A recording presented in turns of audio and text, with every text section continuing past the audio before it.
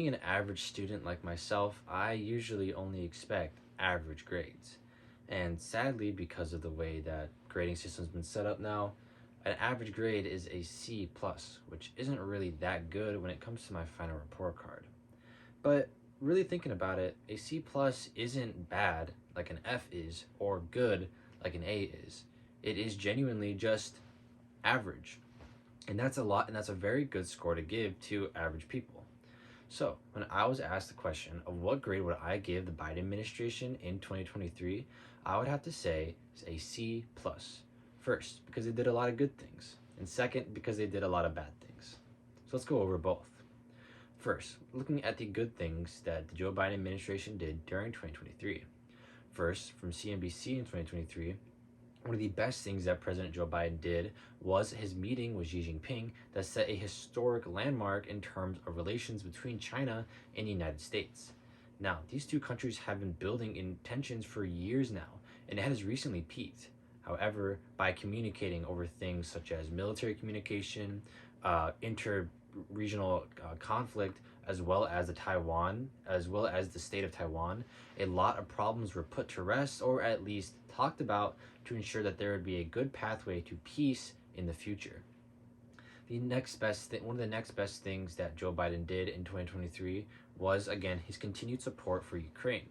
As according to the Washington Post in 2023, they say that the main reason other countries around the world haven't abandoned their support for Ukraine is because the United States hasn't.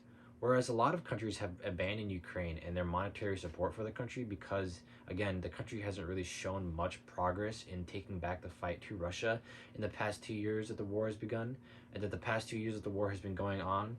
The United States has been a constant and consistent ally to Ukraine, which holds a lot of other world leading countries to the same standard. So, therefore, a lot of other countries, so long as the United States gives money, also gives money. And that's kind of one of the main reasons that Ukraine is still a country on the map, which is always a good thing. The next best thing that the Joe Biden administration did in 2023 is, according to ABC News in 2023, that Biden steering us away from a very likely recession that could have happened in 2023. Now, whether you like the idea of Bidenomics or not, three main things have happened. GDP has increased, unemployment has decreased, and our inflation has reached a stable, sustainable level. Those are the three things that you really need to do to ensure that your country does not go into a recession or even worse, an economic depression.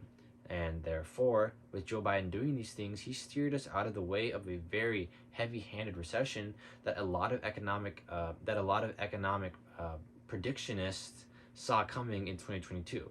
They thought in 2023 this recession is going to happen, but again, it's 2024 and it hasn't happened, so that's good.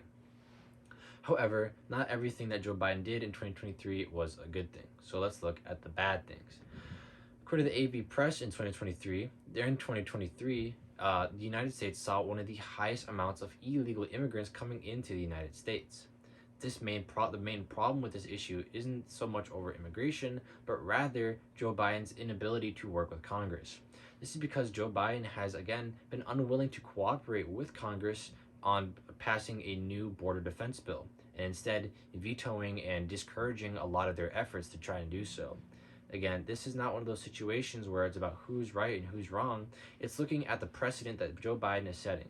And that precedent is, again, that he's not willing to work with Congress if he doesn't get his way. We saw another example of this same thing from the New York Times in 2023, where they reported on Joe Biden's actions with the Supreme Court, where he circumvented one of their decisions to pass one of his student loan forgiveness bills. The Supreme Court was not allowing this action of his to pass, but using his powers, he got around it and he got his way. And again, it's not about what happened, it's about what the precedent was set at. And that is, again, that Joe Biden is willing to use his power and get his own way, or let the consequences occur if things don't go his way. And that's a very big problem in a president with such a split government. Now, the next and final biggest problem that Joe Biden did in 2023 was, according to The Atlantic in 2023, announcing his running for re-election. This is because lots of people see Joe Biden as a very unfavorable candidate in terms of winning the overall election. In fact, many models show that in a situation where it's Joe Biden versus many other younger Republican nominees, such as Nikki Haley, for a good example, a lot of them show that if it goes Donald Trump versus Joe Biden has a good chance of winning. However, if it's Joe Biden versus Nikki Haley, a lot of political analysts believe that Nikki Haley would win that election because she's young. So therefore, Joe Biden running for re-election not only cuts out a lot of voters for him because they want the younger candidate, but second, because he's the incumbent president, a lot of people are basically saying, well, he's the shoe-in nominee. So therefore, it cuts out a lot of other younger, potentially more talented leaders that could be running for the Democratic candidacy in 2024. So again, when I was asked today's question of what grade would I give the Biden administration in 2023, I said the average grade of C plus because he did a lot of good things, such as meeting with Xi Jinping, helping our economy, and saving Ukraine. But he also did a lot of bad things, like not working with Congress on the immigrant issue, not working with the Supreme Court on his student loan funding bill, as well as, again, running for re-election, which could cost his party the presidency.